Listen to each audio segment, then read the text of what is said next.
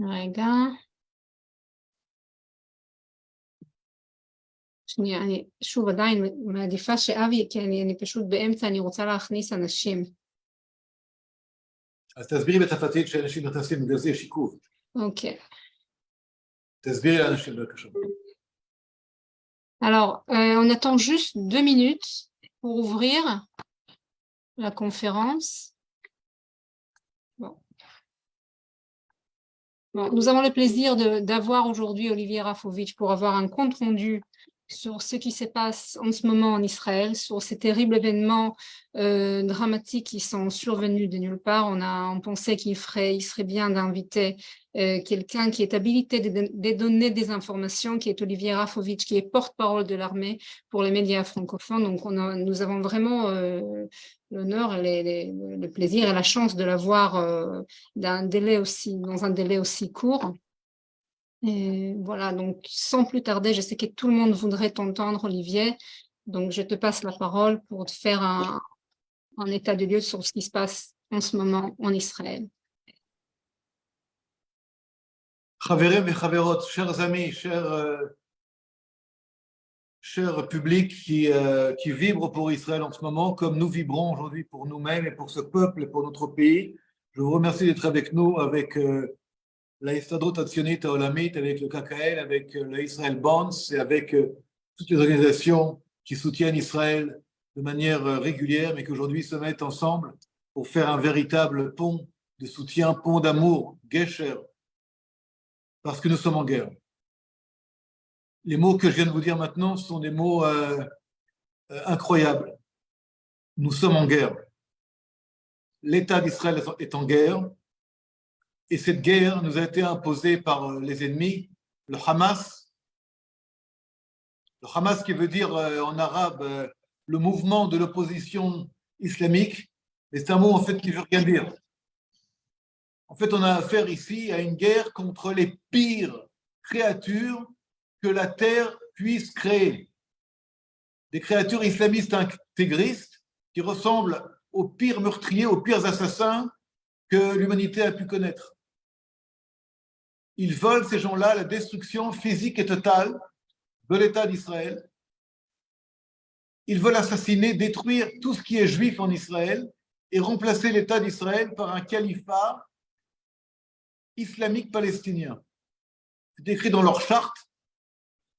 Ils sont aujourd'hui l'État de Gaza. Ils contrôlent l'État de Gaza. Ils ont des ministères, une administration. Ils ont des armes, des missiles, ils ont tout ce qu'il faut pour être comme un État. Et ils ont déclaré la guerre à Israël samedi, durant Simchat Torah.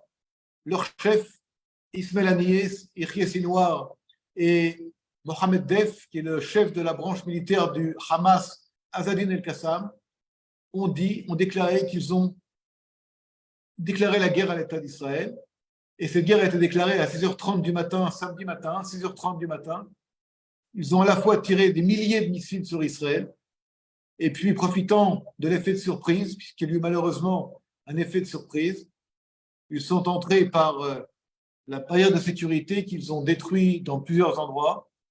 Ils sont entrés comme des bêtes sauvages, faire des véritables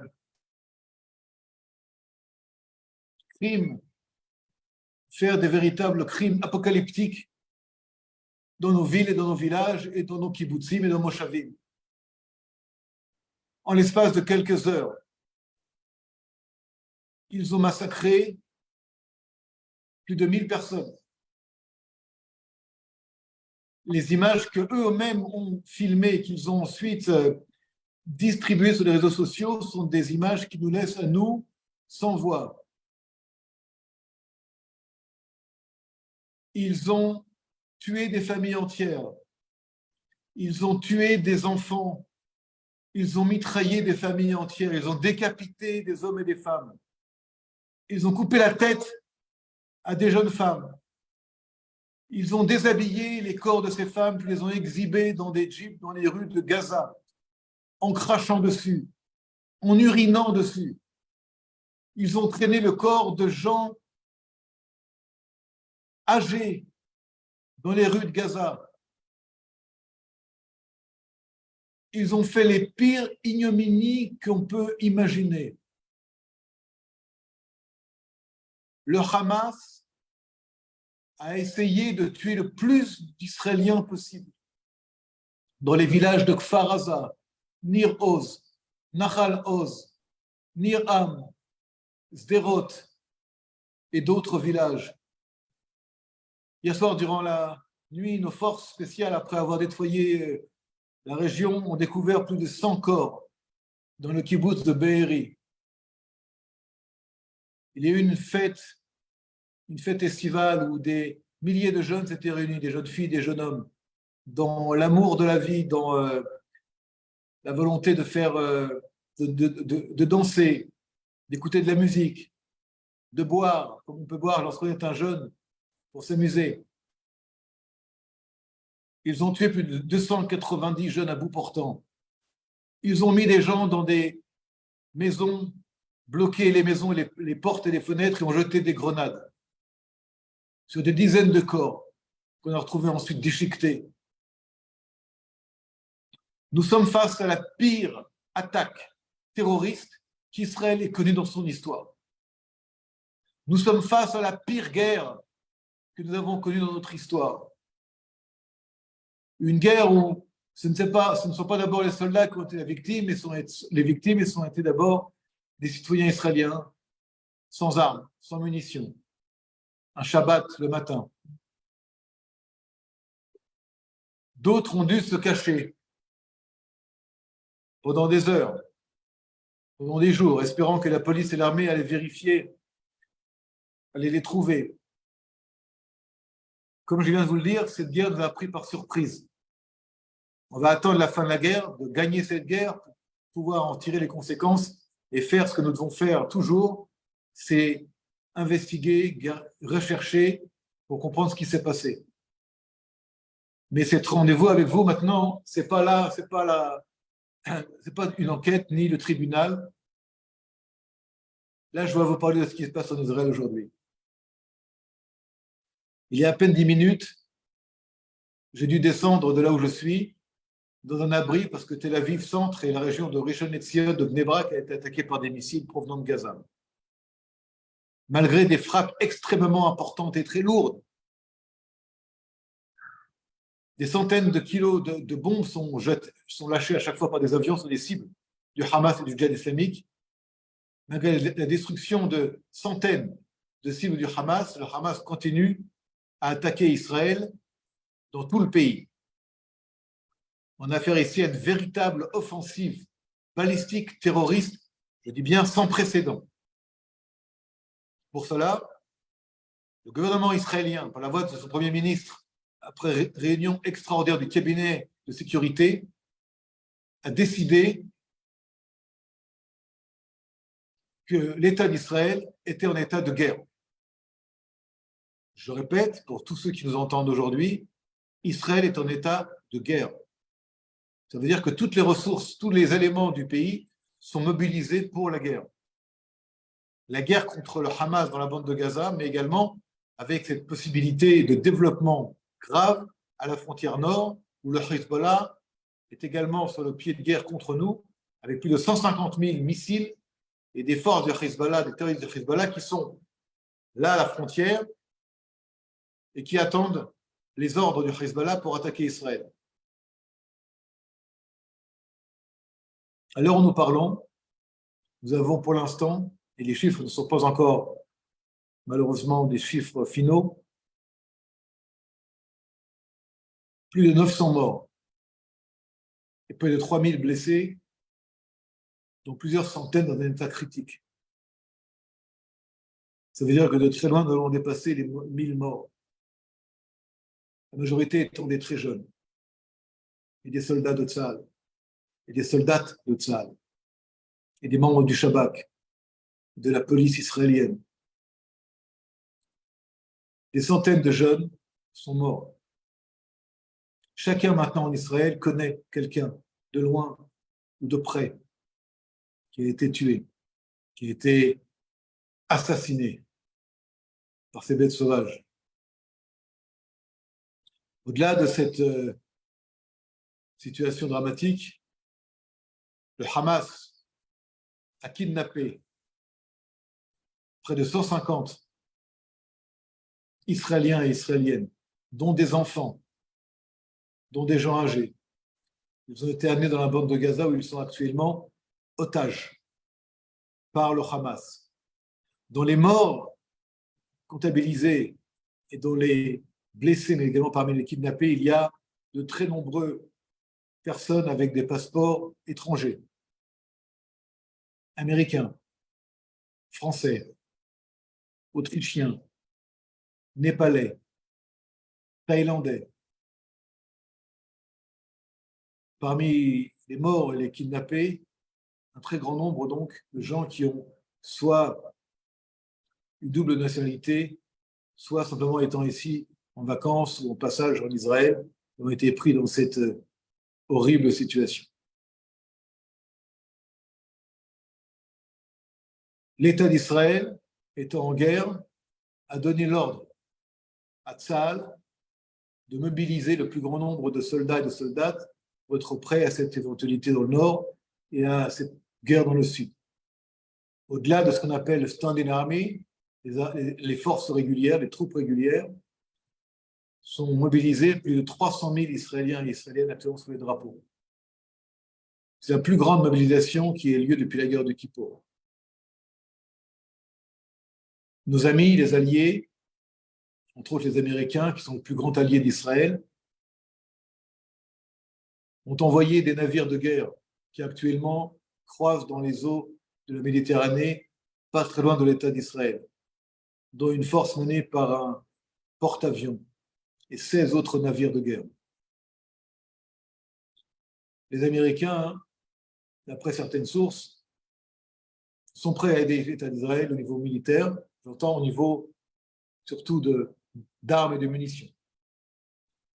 Les grands pays de l'Europe, comme la France, la Grande-Bretagne, l'Italie, l'Allemagne, ont déclaré leur soutien à l'État d'Israël dans cette situation dramatique contre le terrorisme islamiste intégriste de Hamas-Daesh.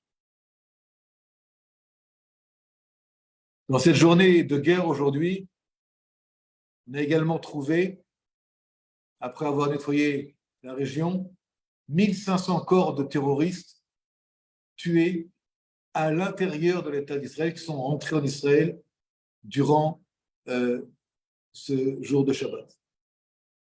1500 terroristes ont réussi à rentrer et ont fait ces massacres dont je vous parle. Alors ça, la réaction est une réaction aérienne et navale. Il n'y a pas, alors où nous parlons, d'action terrestre au-delà de cela. Mais Tsahal regroupe des forces dans le sud et également dans le nord. Et ce que je voudrais vous dire maintenant, c'est que il faut s'attendre, nous devons nous attendre, nous, en Israël, et à vous qui êtes nos amis, nos soutiens, à une guerre longue, à une guerre difficile, à une guerre où les larmes vont couler. Les larmes vont couler à côté de combats et de victoires qui doit être là et qui va être là. Et je peux annoncer, nous allons gagner cette guerre. Mais cette guerre va être gagnée parce qu'Israël est en situation de menace existentielle. Je répète, nous sommes face à une menace existentielle. Et toutes les ressources qui sont aux mains de l'armée israélienne vont pouvoir être utilisées selon la nécessité. Je vous ai dit, nous avons plusieurs centaines, moins de 150, je ne sais pas, kidnappés dans la bande de Gaza. Que quelque chose soit clair. Nous allons tout faire pour qu'ils puissent revenir à la maison sains et saufs. Et nous n'allons pas dépendre du chantage du meurtrier du Hamas pour ne pas mener cette guerre comme nous devons la mener. Et il nous faut espérer que le Hamas ne touchera pas à nos otages. S'ils le font, ils paieront chacun d'entre eux responsable le prix de cela. À la fin de cette guerre, il n'y aura plus de Hamas dans la bande de Gaza. Il n'y aura plus de djihad islamique dans la bande de Gaza. Et nous allons mettre tous les moyens nécessaires pour changer radicalement le paradigme de cette bande de Gaza qui nous menace depuis des années et des années face à nous. Beaucoup de questions sont posées aujourd'hui, et en Israël et à l'étranger. Comment cela a-t-il pu arriver? Où était l'armée? Où étaient les services de renseignement? Mais encore une fois, je vous le dis, ce n'est pas le moment de chercher, ni d'enquêter, ni de rendre des gens tel ou tel coupables. Nous sommes maintenant comme les 5 doigts de la main réunis dans un point d'acier, un point d'airain, Egrov Barzel, Egrov Plada, Sheyashmid et Hamas et Jihad Islami betoch Retzuat Aza. Alors les images vont être des images difficiles, mais nous n'allons pas encore montrer les images ici. Il faut être le plus unis possible. Dans ce timing-là, dans cette situation-là, Israël a besoin de toutes les forces. Je dis bien de toutes les forces, qu'elles soient morales, qu'elles soient politiques, qu'elles soient intellectuelles, qu'elles soient scientifiques, qu'elles soient économiques, qu'elles soient financières, qu'elles soient militaires, pour faire face à ces menaces au pluriel qui ont des soutiens, entre autres à Téhéran, au sein de la République islamique d'Iran, qui aujourd'hui salue par la voix de son président l'héroïsme du Hamas, qui a réussi à tuer des enfants, des grands-pères, des grands-mères. C'est ça pour eux les héros, tuer des bébés, des enfants, des grands-pères et des grands-mères, des innocents sans armes, parfois en pyjama, parfois en tricot de corps, parfois en slip, qui n'ont pas eu le temps de s'habiller, qui sont décapités, tués, poignardés, au cri de Allahu Akbar, mort aux Juifs, Bah al-Yahoud.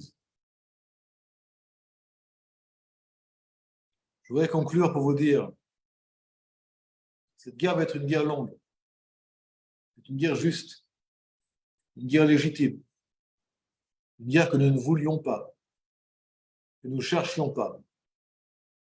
Mais ils voulaient la guerre, on leur donne la guerre. Ils ont voulu attaquer le peuple juif, l'État d'Israël. On va répondre par la force. Par la plus grande force que nous n'avons jamais montrée jusqu'à maintenant. Je voudrais vous dire 2-3 choses avant de conclure et ensuite répondre à vos questions. Nous devons être aujourd'hui humbles parce que les funérailles n'ont pas encore eu lieu. Et ces hommes, ces femmes, ces enfants n'ont pas encore été enterrés. Les prières du Kaddish n'ont pas encore été dites. Des centaines de milliers d'Israéliens vont pleurer dans les différents cimetières d'Israël. Ça va être répercuté de par le monde. Mais que nos ennemis ne se trompent pas. Nos larmes qui vont couler, les prières qui vont être dites,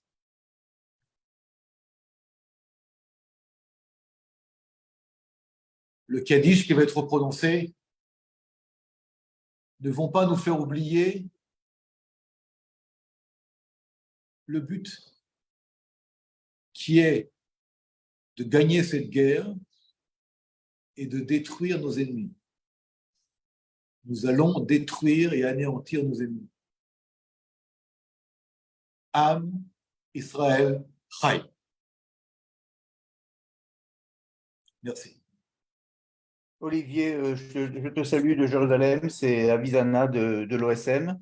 Merci Pour beaucoup. une raison technique, je n'ai pas pu rentrer à l'entrée de ta conférence. Et vraiment, d'abord, je voudrais te remercier au nom du peuple juif, j'allais dire, de l'État d'Israël, d'être depuis des décennies présent, équipé, prêt à défendre Israël avec autant de vigueur. Et ce n'est pas simple. Comme tu as dit, nous vivons une situation exceptionnelle. Je crois qu'il était important, et encore une fois, je te remercie d'avoir accepté au pied levé de vouloir un petit peu débriefer avec nous, parce qu'effectivement, tellement de choses sont dites, nous sommes tous désemparés. Moi, j'ai fait mon alia quelques années seulement après la guerre de Kippour, avant cette dernière catastrophe, et nous pensions que malheureusement, ces choses terribles étaient derrière nous, et qui aurait pu penser, il y a encore quelques jours à Simchat Torah, qu'effectivement, l'État d'Israël, le peuple juif, se trouverait dans cette situation. Donc, je crois que tu as fait un appel aussi à la solidarité d'Israël et du peuple juif à tous les niveaux. Je crois que c'est ça la chose la plus importante au moment où nous sommes seulement au début de ce conflit, au début de cette épreuve qui va être longue et difficile. C'est vrai qu'il faut mettre de deux côtés complètement, comme tu l'as dit, et je le répète parce que c'est important de le dire, c'est important que, comme on essaie de le faire en Israël, nos amis du peuple juif à travers le monde, et nous essayons de ramener cette parole à travers toutes les communautés juives par le monde. Pour le moment, on ne parle que d'une seule voix unie, et je crois que c'est important que nos ennemis, que ces barbares les plus shphélim, les plus bas que la création ait pu faire, puissent entendre aujourd'hui le peuple juif et le peuple d'Israël d'une seule voix forte et déterminée. Donc, nous n'allons pas répondre aux questions du pourquoi et du comment. Nous allons simplement essayer de vous accompagner à travers un certain nombre de cycles de conférences que nous allons organiser tout au long de cette guerre pour essayer d'être en communion, j'allais dire, d'être en communication, de s'écouter, de vous amener les meilleurs intervenants possibles. Et je remercie la direction de l'Organisation sioniste mondiale d'avoir accepté de pouvoir très rapidement, comme on a su le faire à un autre moment du corona, de garder le contact jusqu'à ce qu'on puisse arriver de vive voix et se rencontrer et parler. Donc, s'il y a des questions, j'allais dire, sur la tactique, sur la stratégie, sur l'état d'esprit en Israël, je crois qu'Olivier, le colonel Rafovitch, a répondu globalement, évidemment, à travers des très grandes lignes.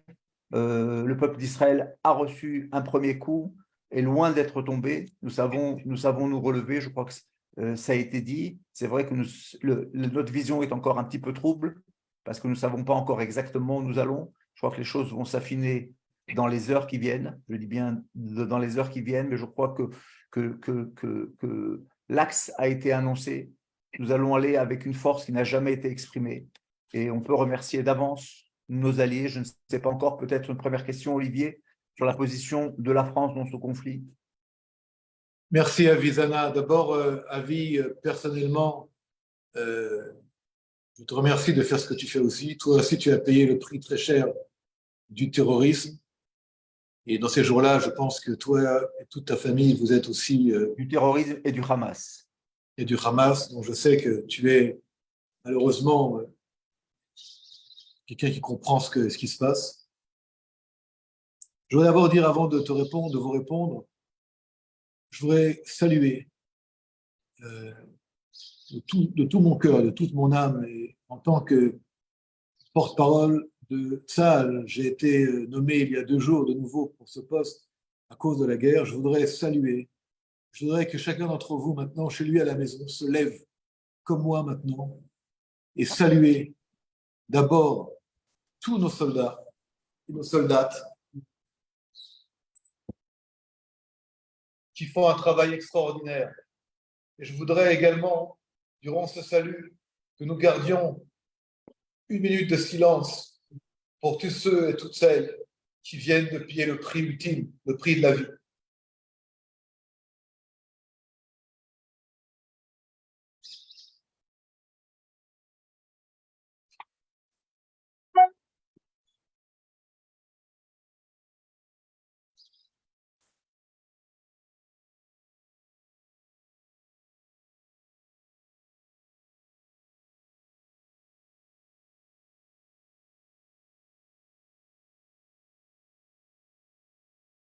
Merci. Dans 10 minutes, et malheureusement, un de ces soldats dont tu fais référence, la famille Loeb, dont les parents habitent ailleurs en banlieue parisienne, sera enterré à quelques centaines de mètres de chez moi, au Mont Herzl. Et c'est à lui en particulier que je pense, puisque je connais bien la famille. Donc, il fait partie malheureusement des nombreux Français, des nombreux Franco-Israéliens, qui sont beaucoup plus nombreux qu'on le dit, et des blessés, dont j'en connais 3 personnellement déjà, et des morts, Je salue aussi un ancien chaliard d'agents juive, dont Olivier connaît peut-être le nom, mais c'est peut-être pas forcément à sa période. Ronnie Lévy, qui était chaliard de l'Alia à l'agent juive à Paris avec nous, et qui habitait Be'eri, évidemment, qui était un kibbutz qui a payé un prix très très cher. Voilà avec qui je pense pendant cette minute de silence, Olivier. Voilà, maintenant, s'il y a quelques questions, posez-les. Sinon, nous nous reverrons, je pense, bientôt. Il va falloir que nous fassions ces réunions.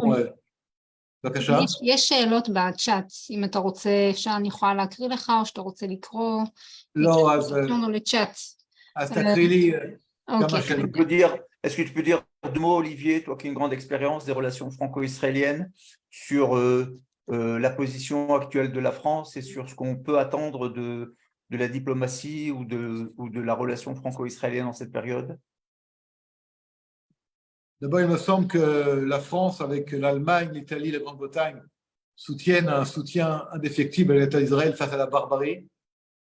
Il va falloir aussi que ce soutien soit un soutien long, parce qu'Israël va faire face, comme vous pouvez comprendre, à des développements, à des critiques aussi en même temps. La relation avec la France est une relation extrêmement forte, d'abord parce qu'il y a une relation depuis très longtemps entre Paris et Jérusalem, pour des multiples raisons. On ne va pas maintenant faire un historique de cette relation. Il y a également une très grande communauté juive en France qui joue un rôle très important. Je pense à beaucoup de responsables politiques qui entretiennent des relations importantes avec l'organisation juive et sioniste en France. Il y a aussi des relations diplomatiques.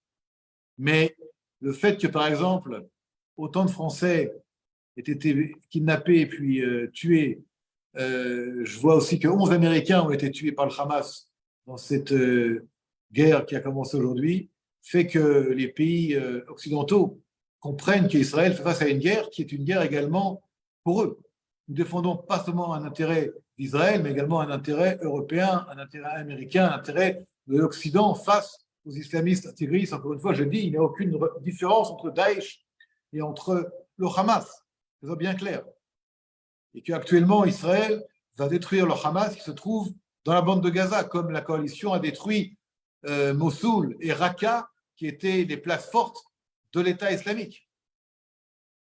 Quand les choses changeront, tout changera. Mais pour l'instant, c'est la priorité d'Israël. Et il faut espérer vraiment que la France et d'autres soutiennent Israël, même quand les choses seront plus compliquées et quand les choses ne seront pas aussi claires qu'elles le sont aujourd'hui. Il y a deux choses qui se répètent. Déjà, la première chose qui est demandée, c'est comment les Juifs de France peuvent aider Israël. Ça, voilà, peut-être Ravi Olivier pourrait nous dire. Et d'autres questions qui reviennent, c'est comment on peut expliquer le délai de l'intervention de forces de Tsahal et comment on s'est retrouvé dans cet état où on ne savait rien en fait. Alors moi, je propose que la deuxième question, on ne réponde pas. On n'est pas là pour mettre la moindre critique sur Tsahal, ce n'est pas le moment. Comme je l'ai dit tout à l'heure, on est là seulement avec des perspectives, on n'est pas une commission d'enquête en quoi que ce soit.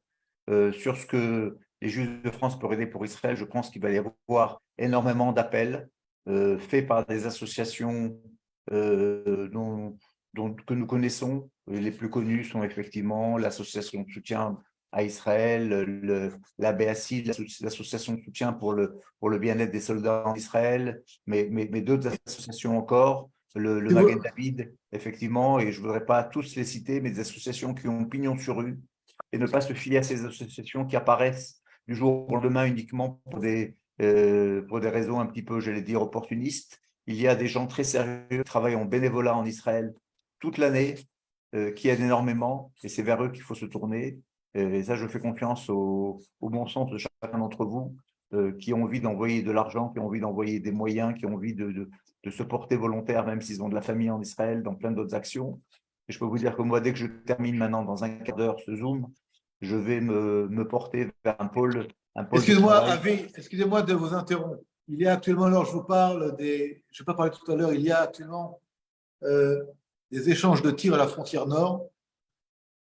Je vous rappelle que c'est une frontière extrêmement sensible. Israël est sur le pied de guerre au nord, sans vouloir que cette situation au nord se développe. Mais évidemment, un développement au nord changerait radicalement la situation. Je dois quand même vous dire deux choses de l'extérieur. Je connais un peu la France, j'ai un peu travaillé en France en tant que délégué. Il est fondamental, je sais que des responsables communautaires nous écoutent maintenant durant cette réunion, qui est pour moi une réunion d'abord famille, de la grande famille d'Israël. Il faut absolument que les organisations et les associations se réunissent ensemble. Il faut être groupé le plus possible pour marquer par ce groupement la force du nombre et la force des moyens. Il faut absolument aujourd'hui montrer l'union et l'unité, comme nous allons le faire, j'espère, je pense que ça va arriver maintenant, en Israël. Ce n'est pas le moment de la désunion et du parcellement des forces. Nous sommes en guerre, je répète, je signe, nous sommes en guerre, et en guerre, il faut être ensemble. Même si on ne pense pas la même chose, même si l'un porte une kippa, l'autre ne porte pas la kippa, nous sommes ensemble. Quand je dis ensemble, il faut se mettre ensemble derrière le drapeau d'Israël. Nous n'avons qu'un seul drapeau, c'est le drapeau d'Israël.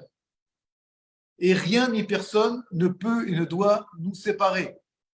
Quand la guerre sera terminée, quand elle sera gagnée, chacun peut revenir à ce qu'il veut, à ses sensibilités. Mais là, nous devons être ensemble. Et je vous appelle, mes amis, mes frères et mes sœurs, je vous appelle du plus profond de mon cœur à réunir les forces ensemble. Avi connaît très bien les organisations et les associations. Il y a trop de dispersion, pardon.